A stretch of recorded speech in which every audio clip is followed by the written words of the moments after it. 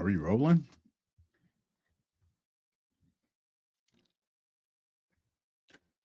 What's going on, everybody? George Osei back at it again with another video. This time, talk about Charlie Kirk. You haven't heard by now. He was taken out by an alleged lone gunman. And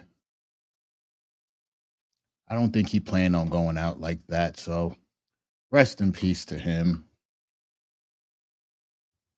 We do a quick moment of silence.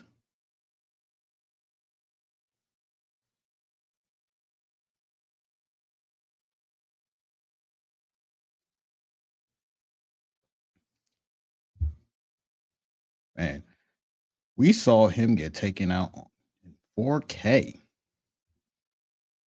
Mm. Charlie Kirk, who was this guy? Founder of Turning Point USA. I think he started at 18, 2012, right at the beginning of the second Obama administration. That second election for Obama was not nearly as exciting as that first election for Obama. Almost as if people voted for him the second time to just let him finish what he started, essentially.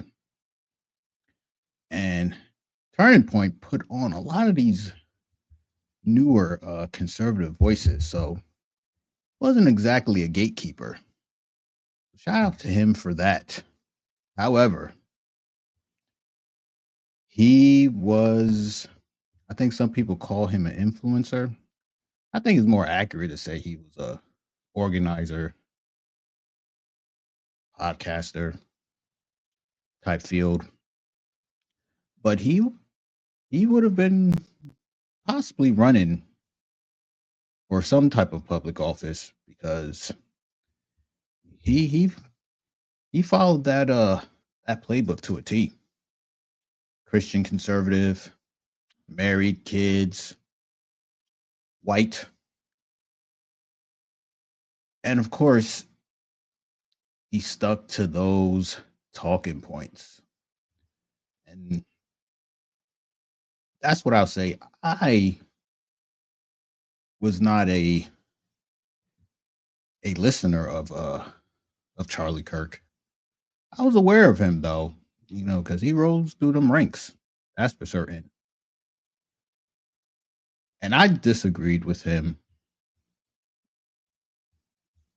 on conservative principles mainly. But other people, well, because he's white and conservative,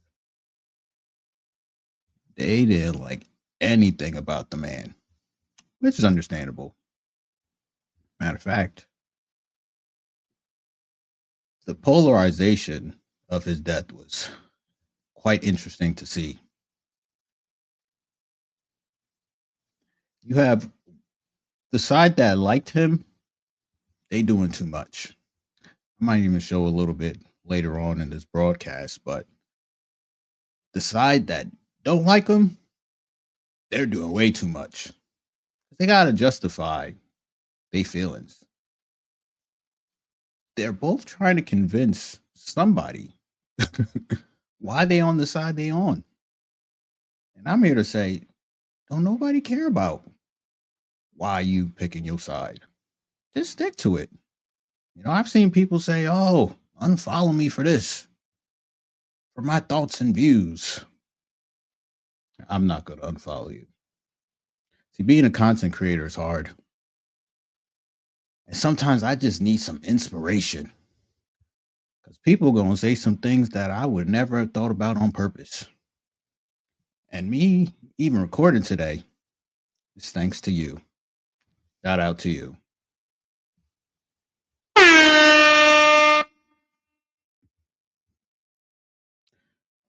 Now,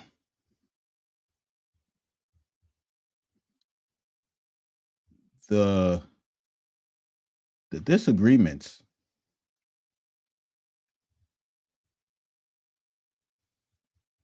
I'll show an example of what I deemed as a disagreeable moment. Then we'll get into what other people was talking about. Let me share my screen.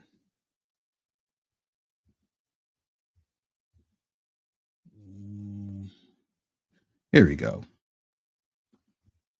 And then leaving their Not families. getting married. That's the problem. What I'm saying is the data. I'm Sir, saying 2 out of 3 black men impregnate women and don't stay with them.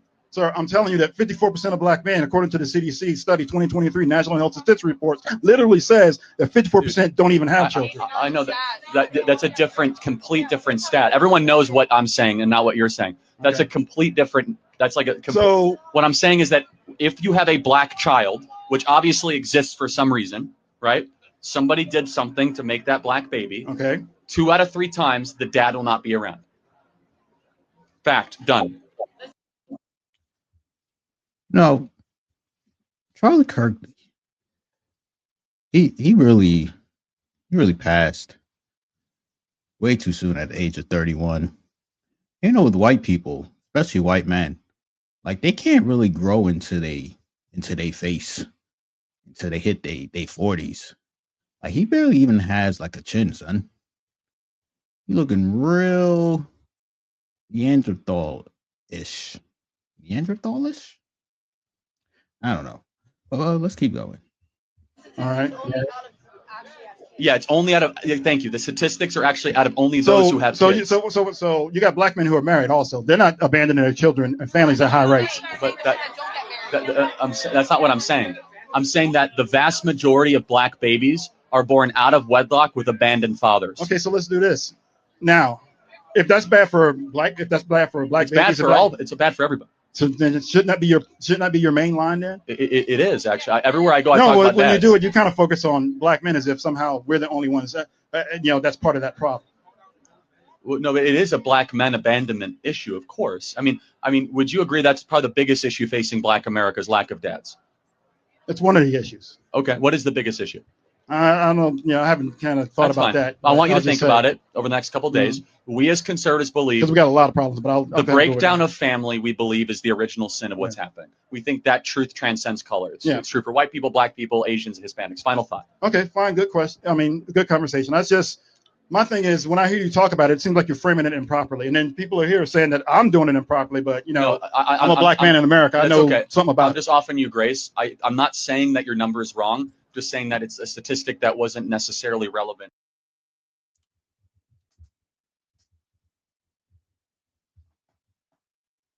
I got a fly up in here. So yeah, people thought that this was like a good conversation, and it's probably one of the reasons why I didn't really like the guy. His messaging, simply because they're all just very surface level talking points that are not quite genuine, right? Instead of, here's the thing, debating, I see why he thought that this was a good thing to do, because people on the right, they believe that the educational system and the liberal battlegrounds, quote unquote, needed this second voice, so to speak. However, you're not going to change people's minds with these talking points. And unfortunately, our brother over here, he doesn't realize that he's getting hit with talking points, but he just know what he's hearing just don't sound right. And not because, Charlie Kirk is white, but simply because there's, hold on, let's rewind to what I was saying. So thank you very much. I appreciate it. Thank you. Thanks for talking. Let's rewind. So you're saying black men are getting married and then leaving their families? Not getting married. That's the problem. What I'm saying is the data. I'm saying 2 out of 3 black men impregnate women and don't. Okay, so he first talks about black men are not getting married and brings up these statistics. But the problem is that why are they not getting married? Charlie? Oh, you can't tell us now. But the why, obviously, is that many men do not like the marital laws. They do not like family court. There have been many men who have been thrown in jail, had their life ruined, reputations dragged, all simply because they impregnated the wrong woman, because her ass was fat, because her titties sat nice. So to say, oh, look at these numbers, it's going on. You have to dig into the why, go beyond the talking point. Talk about how the right turned their back on the men's rights activist groups, labeled them as domestic terrorists, and didn't want to support them with legislation, and left them hanging in the wind,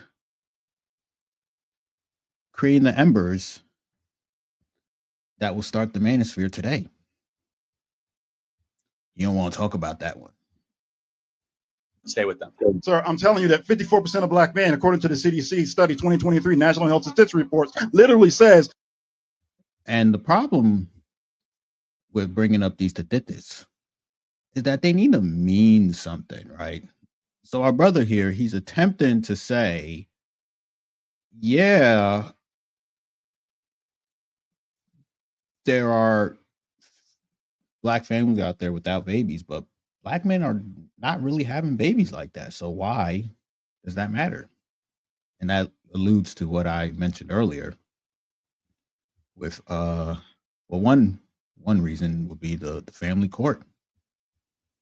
That 54% don't even have children. I know that's a complete different stat. Everyone knows what I'm saying and not what you're saying. That's a complete different. That's like a. So what I'm saying is that if you have a black child, which obviously exists for some reason, right? Somebody did something to make that black baby. Okay. 2 out of 3 times, the dad will not be around. So, he reframes it. He's like, the dad's not around when the baby's here. Cool. Let's talk about these cities. As we all know, progressive policies lead to death, poverty, and destruction. And the black family is surrounded by progressive policies. The black family is seeing black men getting thrown in jail due to these policies. The economics are not prioritized in these communities because progressivism wants you to rely on the government for help. So when they get rid of the dad, it's much easier to get approved for WIC. It's much easier to get approved for rental assistance when you get rid of the man. You do it in many different ways in these deeply blue cities. But do you think the people are voting blue just because they like those policies? Or do you think they're voting blue because there's no viable options? Republicans are runners. I ain't never seen a blue state nor a blue city turn red. But I've seen red turn to blue. Why is that? Because these talking points don't do nothing. And this would be one of my gripes why I wouldn't listen to Charlie Kirk. Because his messaging is bad for conservatism. It doesn't really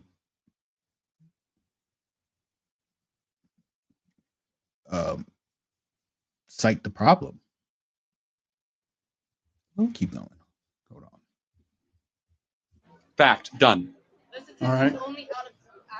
Yeah, it's only out of. Thank you. The statistics are actually out of only those who have kids. So you got black men who are married also. They're not abandoning their children and families at high rates. But that's not what I'm saying. I'm saying that the vast majority of black babies are born out of wedlock with abandoned fathers. Okay, so let's do this.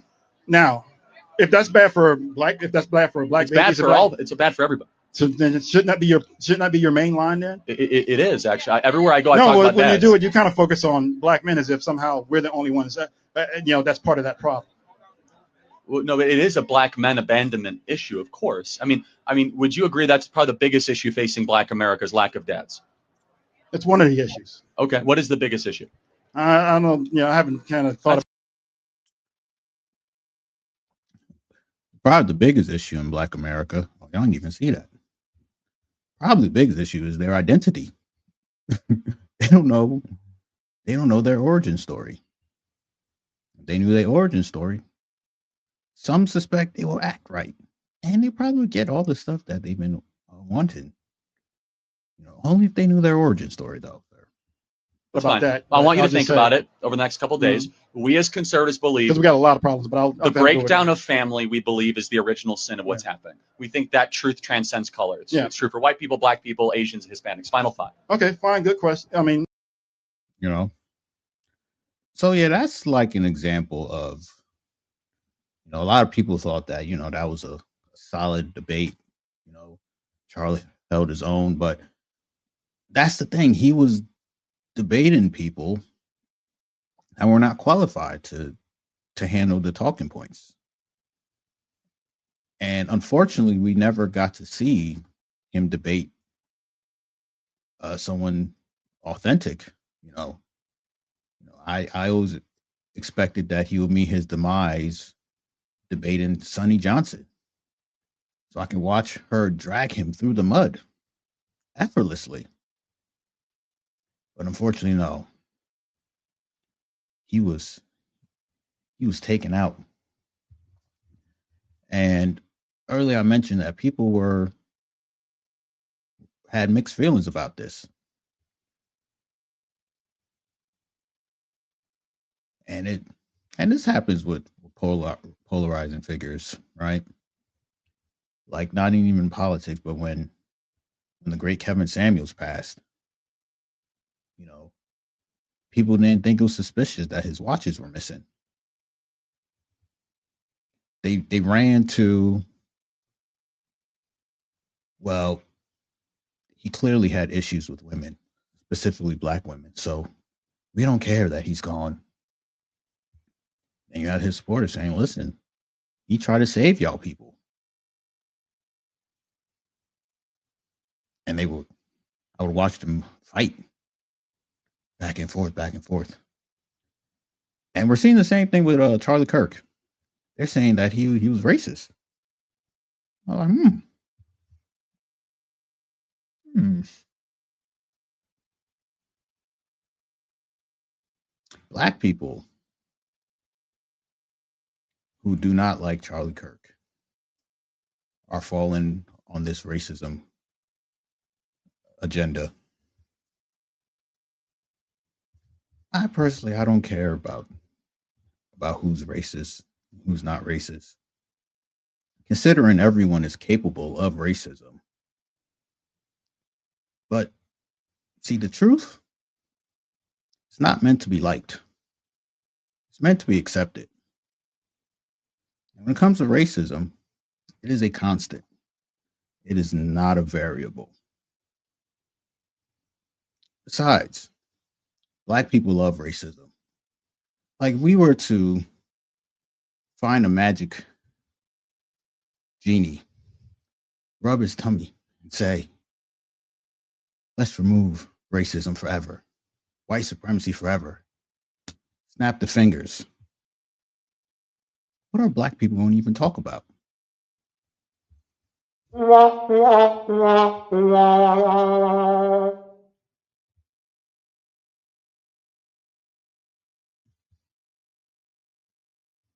Here's the deal. If you think something is racist, you're probably correct. But there is an and. Racism and trust and believe you will always find that and. Very similar to like if you're dating a girl and you're like, she likes me. That's probably true. But that's not the only thing. You need to find out why she even likes you. There's an and to that. Because if you don't find out why she likes you and you stop doing what she likes, she's not going to like you no more. So, polarizing figure that he is, what happened on that fateful day? Share my screen. Do that.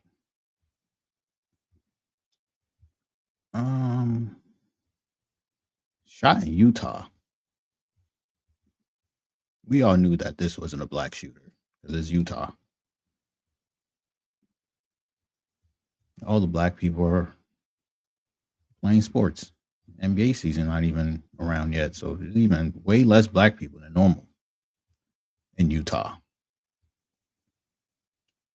Let's see. Started early too. This is a timeline. You see homeboy sitting there. Apparently he had a bulletproof vest on. You know, at the end of the show, we will get to the real fun stuff regarding what he had on and what was going on that day. Yes.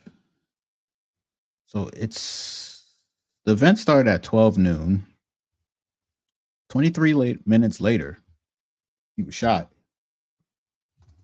in the neck. And if you saw the video, you knew it was a wrap. And he was shortly pronounced deceased. I want to say almost a couple hours later, right? Yeah, about an hour or so later. And an investigation began. Now, apparently there was a rumor that his family was there. Is that true?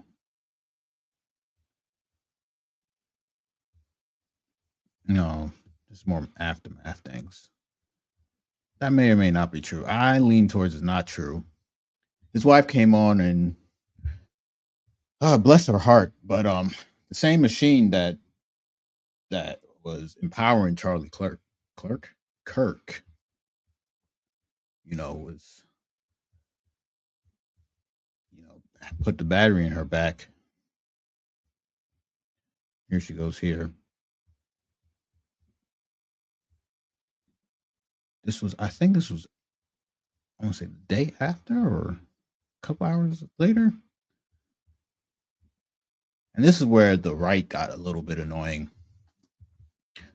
They were trying very hard to humanize Charlie Kirk, and they brought his wife up there. Of course, he had two very small children, I think both under 5. So they're not even going to remember this man. And, they were laying it on quite thick. She even through the tears said that justice will come, resolution will occur. On the left were like, oh, look at her. She's a terrible human. Like, yo, your husband just got capped on national television. People won't talk about that for the rest of her life. I don't think it's appropriate to judge how she's feeling. But the RNC, who I suspect is putting his battery in her back, they're laying it on thick. They're really trying to convince people to make Charlie Kirk a martyr, which, yes, you know, once you get shot like this, you are a martyr. The grift is real, and Charlie Kirk was a good grifter. One of his favorite things to do would be to be incredibly divisive on the social media airwaves. You know, DEI was probably one of his favorites.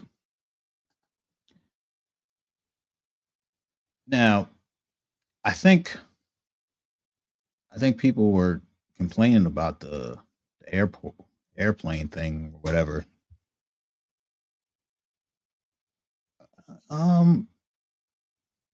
Again, there's ways to argue that, but this was things that he would do just to rile people up because he was grifting. That's all I kind of looked at him as a grifter, not someone worthy to getting shot. And that leads to this clip right here. You know, is it appropriate to take someone else out because you do not like their opinions? Most people struggle to defend this, but allegedly this was an interaction that. So now we know that you're like a blatant narcissist that needs attention at all times to cut in line. Tell us what's so pressing that you needed to interrupt us before he could even talk. So let's talk about the 200 people deported without due process to El Salvador. I don't know if you saw this morning, but a United States citizen was actually deported. It was not a U.S. citizen. That's not correct. Liar. It's not a U.S. citizen. It was actually. Come on. No, it was someone that was living here. Yeah, it was not a U.S. citizen. Hey, this guy just fucking lies. It's not. No. Hey, no. You wanna have a debate, but you don't. It was debate. Not a U.S. citizen. First of all. You want to have a debate, but you actually don't debate. There's nothing more ill-fated than this. So you're not. We already have a mic. Name 2 times. Name 2 times where you've changed Show me you're losing without telling me you're losing. What? So you're just going to lie? Well, first of all, it's not a U.S. citizen. He was living here for a while. He was part of MS-13. Answer yes or no. Okay. Should members of a terrorist organization be able to stay in the United States after they've murdered and gone after American citizens? Obviously, no. So we have deported those people back to their country. He's a liar. So, okay. He can't debate. He just lies. So let's just calm down a little freedom bit. Of speech? Well, I mean, you could say whatever you want if you want to make a fool of yourself, but we do have like 10-year-olds here and 11-year-olds, so can we have some decency? Whatever. You don't care. You're a typical leftist because you only care about yourself, Who said I was not a about leftist? the other people. Who said I was a leftist? Well, it's very clear by how you're acting. Come up to the mic. So now we. Yo, he was really upset with this man. Allegedly, that was the interaction they had. Now, the aftermath. Oh.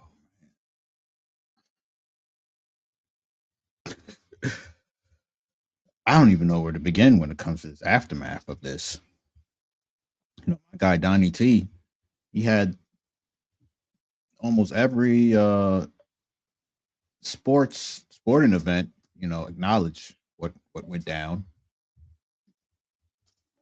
Treat him like a hero. People on the left didn't like it. They were like, well, something happened to a governor in Minnesota. You ain't do this. I'm like, did they even ask him? No,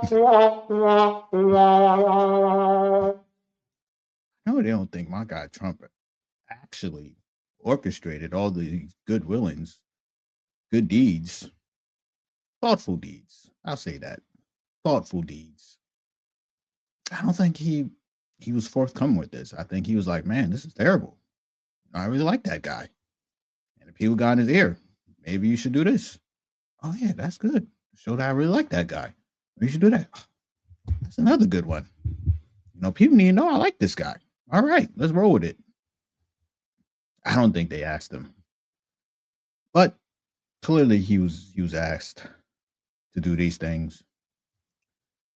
And do I have another video here? So we got the wife, we got the grifting. Do I want to get into the FBI?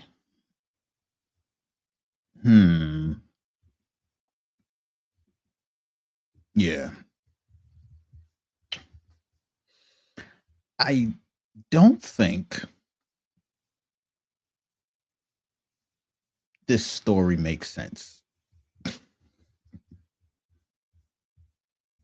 First off,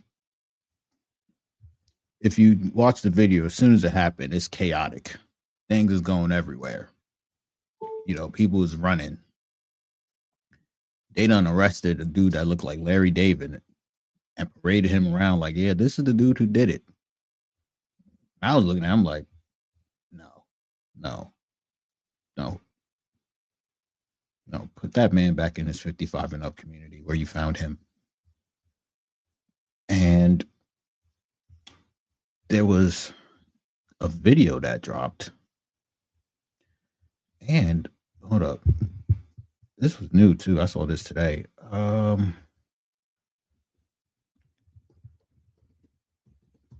Y'all got to see this video that I seen.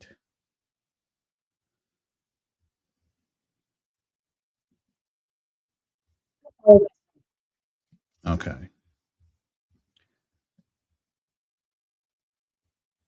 All right. So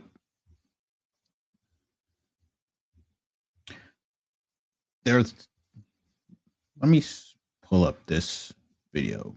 This piece of the article over here. Let me zoom in.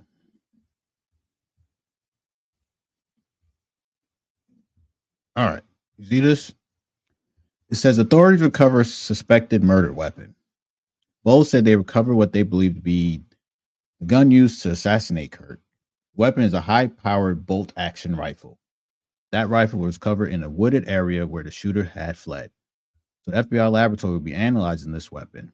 Investigators also have called footwear, the impression of the palm print, and forearm imprint for analysis, right?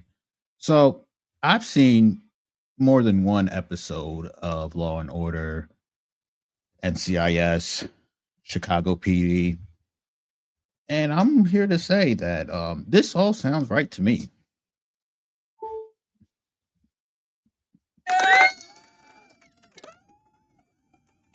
Thank you. But what this video here, though, this is the part that I can't wrap my brain around. All right, you see this? As he did that, he left some palm impressions. Look at this. They said he had a bolt action rifle. But do you even see a firearm in his hand? Well, let's rewind this. Let's go back. Look at this. He's going to climb off the edge and then. You see this? He has like a hoodie and it bends, you know, like it's on a tablecloth bending, right? Bolt action rifles do not bend. You know, see, the problem is when it comes to guns in this day and age, most people don't understand them. So they can get away with saying some real slick shit right here. You know, I should have known we were doomed when y'all let Alec Baldwin pull off the gunshot by itself and took out that lady. Y'all let that slide. Bolt action rifles to be taken down, you need tools. There ain't no tools in a rifle because they said in this joint over here, the rifle was covered. You know, they didn't say that it was in pieces. Clearly, there, if that's him, clear here, this is him. You know, he doesn't have it on him. So then of course the distractions happen, right? Everybody's trying to pin who's responsible for this. Who could have did this? You know, the right is saying the left is saying the right. You know, I suspect there's only one group that could have benefited from this.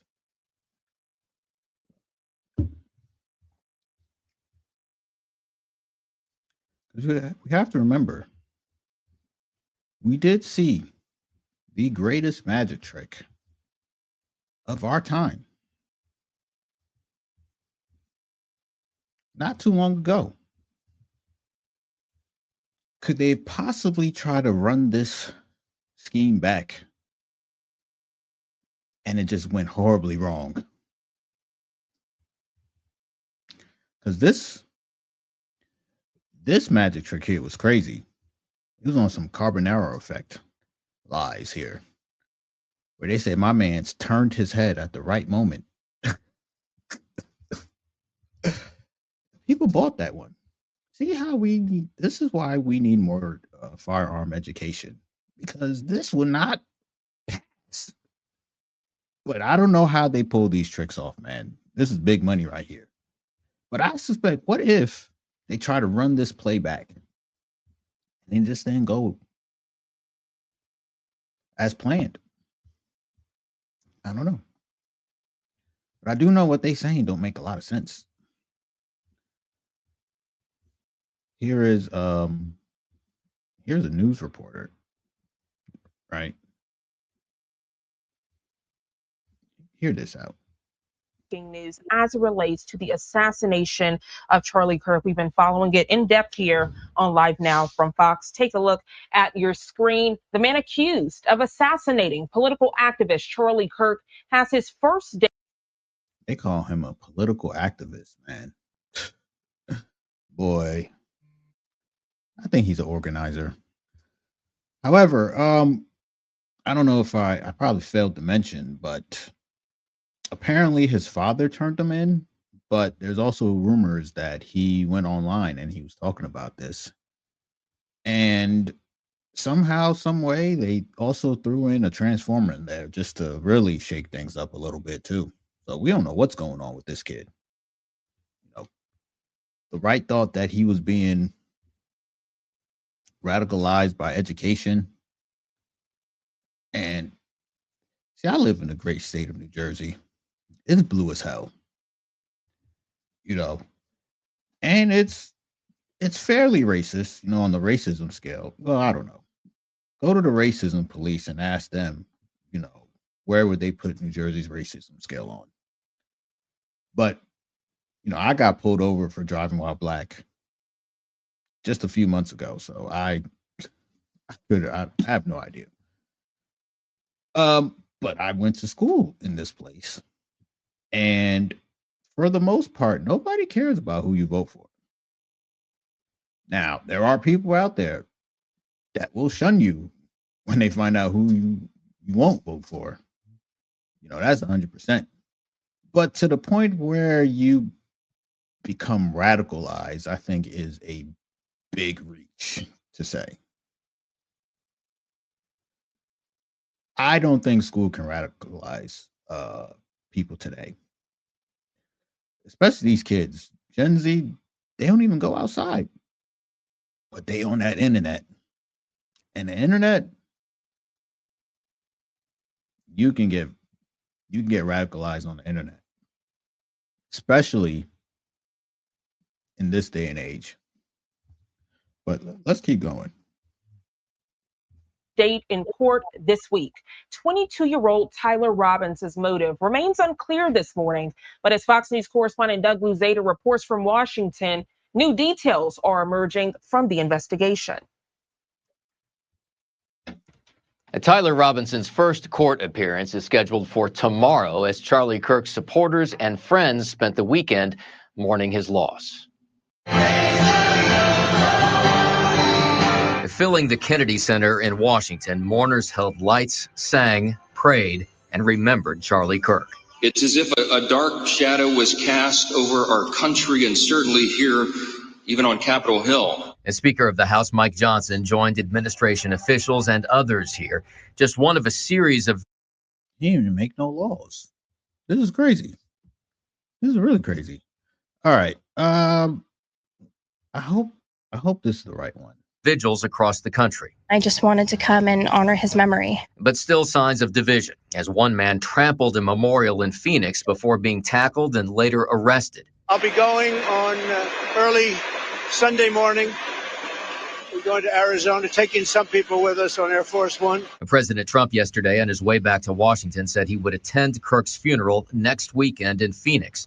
He blamed increasing political violence on the left, just as investigators are trying to complete their picture of the man accused of gunning down Kirk, 22-year-old Tyler Robinson. He has not confessed to authorities. He is not cooperating. Utah's governor described a man who was immersed in an online world, with reports that he had a relationship with a man who was transitioning to a woman. There are going to be multiple motives. Even for the most simplest of crimes, there's never one motive. But motive may be a key question for so many struggling to understand what appears to be a senseless act. Now, at the moment, Tyler Robinson faces state charges, but the Department of Justice is also considering a federal prosecution. In either case, he could face the death penalty. In Washington, Doug Luzada, Fox News. All right, Doug, thank you so much for that detailed report. And as these new details are being revealed in the assassination of Charlie Kirk, take a look at your screen. The latest from Rapid Response 47 on this Monday. They put this out on X, formerly known as Twitter. The latest from FBI Director Kash Patel. He says, quote, "I can report today that the DNA from the towel that was wrapped around the firearm and the DNA on the screwdriver are positively processed for the suspect in custody." So a lot we are following as it relates to this developing story. We've been following it. You heard that? Did you hear that? They said they found DNA. They found DNA, right? Let me Google something.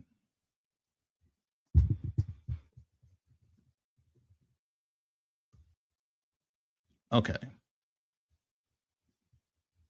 So they called it trace DNA, right?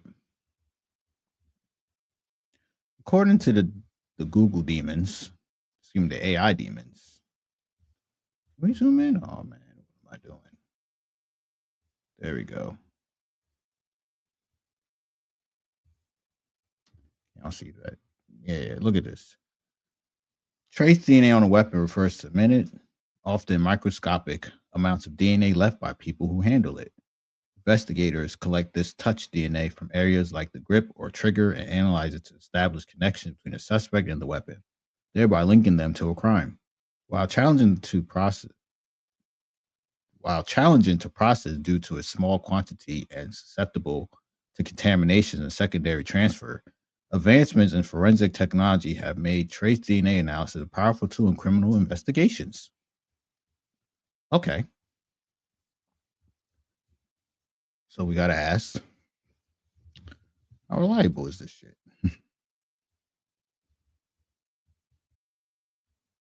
Okay. So DNA, I put a period in there for some reason. Oh, wait, I got a whole different response. While fingerprints provide definitive unique identifiers, the reliability of trace DNA is challenged by extremely small quantities, potential for degradation, and the complex process of the indirect transfer, making it less reliable for identification than a clear, visible fingerprint.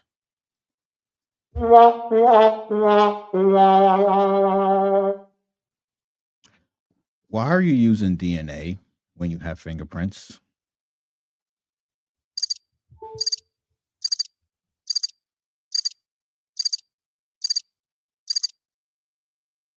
Why are you using DNA that's unreliable when you allegedly found that gun in the woods?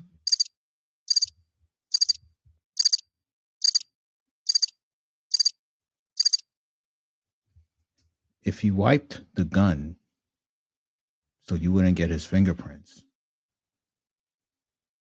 what DNA are you looking at?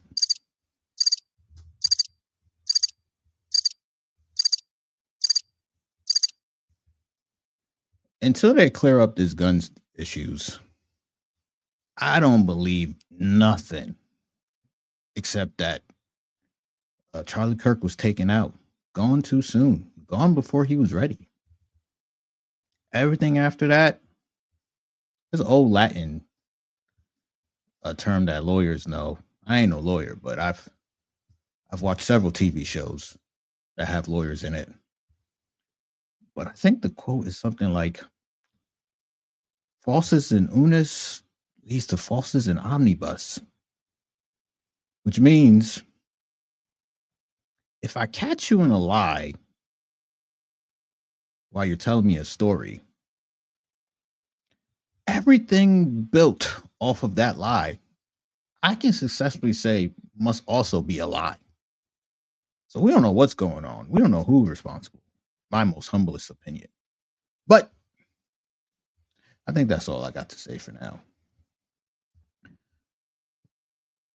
Wherever you see this, like, comment, subscribe.